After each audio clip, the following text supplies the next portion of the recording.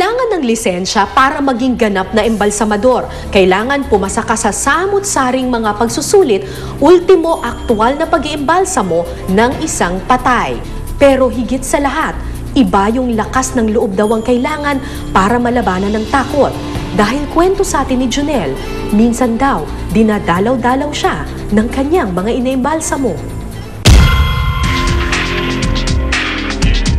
Dahil sa oportunidad na makapagtrabaho sa ibang bansa, dagsa ngayon ang mga estudyante sa 12 embalming training centers sa buong Pilipinas na accredited ng Department of Health. Kabilang na ang Philippine Embalmers and Undertakers Review and Training Center Incorporated sa Makati. Ang pinakamagaling na embalmer dito sa Pilipinas. Bakit? Kasi dito hindi lamang 3 o 5 araw binubuo lang isang patay o binuviewing, at least minsan 1 buwan pa. Dito, buhay na buhay ang kurso ng embalming. Umaabot nga raw ng 60 to 70 students ang nag-e-enroll sa kanila kada taon. So tulad na napag-aralan natin, magsushoot kayo ng PPE, Personal Protective Equipment, bago natin hawakan ng cadaver. Kasi nga, expose tayo sa anumang uri ng pathogen na maaaring dumapo sa atin.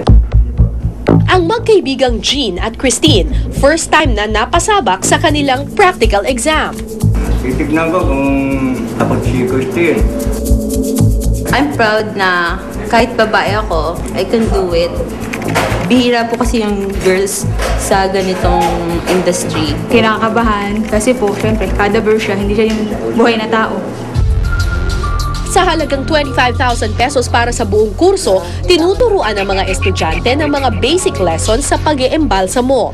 Ang function ng puso, kung tayo ay namatay na, is to distribute naman yung ating mga embalming solution.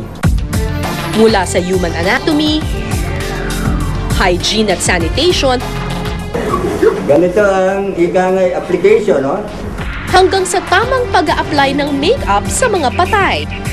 Mostly, mga medical background, pero meron din mga police, fireman, at engineer na kumukuha niyan kasi stepping stone nila toward abroad.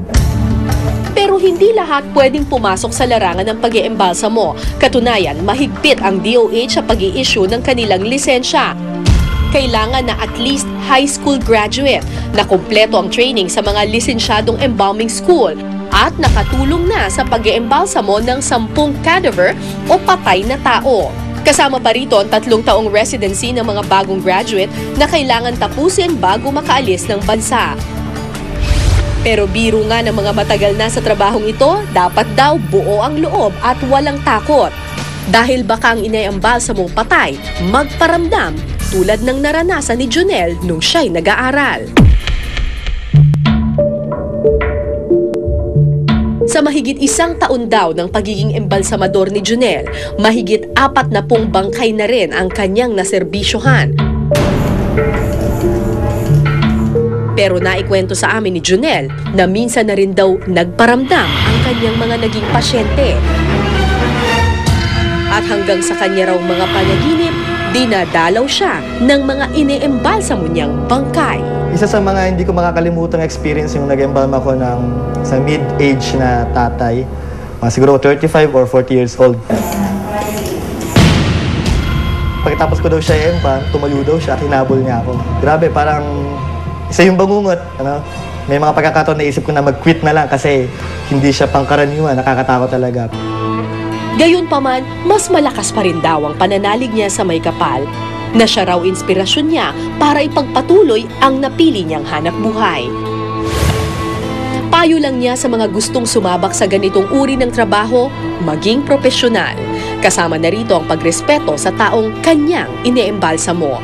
Ang dead body ay dahan-dahan natin pinipikit ang kanilang mga mata, dahan-dahan din natin imulat ang mga mata ng nabubuhay. Na ang pag-embalming hindi ganung kahumi, na hindi ganung non-education ang dating. Ngayon ay talagang professional ang embalming. Kinatatakutan at pinangingilagan man ng iba ang kanilang hanap buhay. Sa totoo lang, sa oras na binawi na tayo ng may kapal, dadaan tayo sa kanilang mga kamay.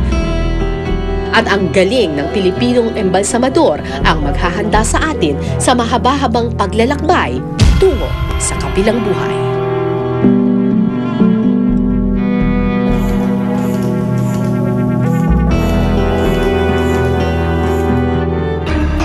At dahil kilala na si Sammy bilang isang magaling na embalsamador sa Olympia, halos umaabot ng $70,000 o mahigit 3 milyong piso ang kita niya kada taon.